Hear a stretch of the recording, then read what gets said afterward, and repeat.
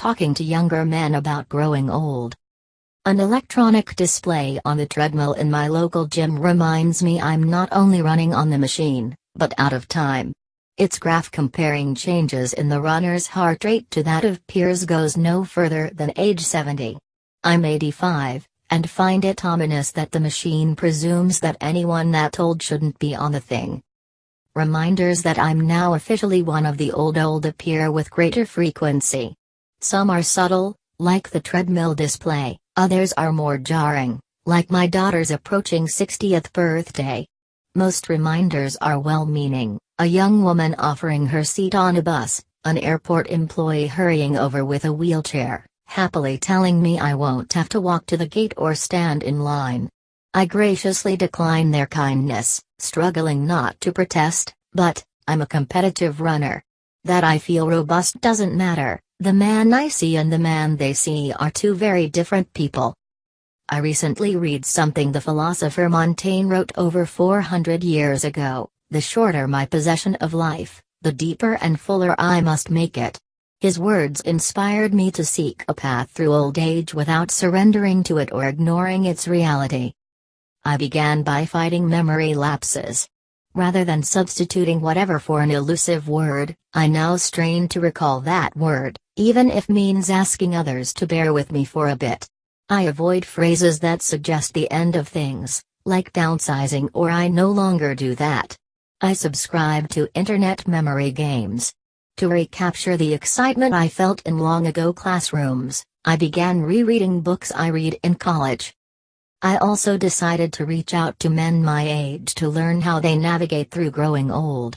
Like most of the men I began speaking with, I'm a product of the 1950s and its pressure to conform, to avoid risk, to shun anything that marked one as different.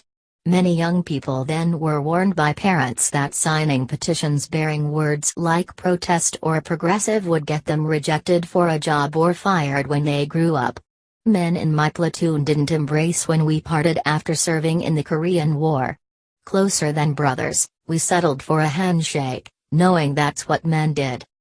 Almost immediately, I found conversations with men my age awkward. Attempts I made to discuss aging were met with jokes about the alternative. With few exceptions, those I spoke with regarded feelings as something to be endured, not discussed. It quickly became clear I was free to contemplate growing old, but not with them. My wife suggested I meet with younger acquaintances to learn if they would talk with me about aging. I did, and found that men just 10 years younger spoke openly about changes in their minds and bodies. No one joked or changed the subject when one of them confided, "My father had Alzheimer's, and I'm beginning to forget the same things he did," or, "My firm's managing partner said I was slowing younger associates and had to retire." It puzzled me that they felt so much freer to discuss feelings than men born just a decade earlier. Could it be because they were shaped by the 60s, rather than the 50s? Growing up, they protested what we accepted, challenged authority we obeyed, celebrated their individuality while we hoped to be one of the men in a gray flannel suit. They were the me generation, defined by Woodstock and rock and roll, while my generation found comfort in Eisenhower's paternal leadership and listening to soothing ballads like George Shearing's "I'll Remember April" and Margaret Whiting's "Moonlight in Vermont." Separated by a sliver of time, the two decades seem an eternity apart.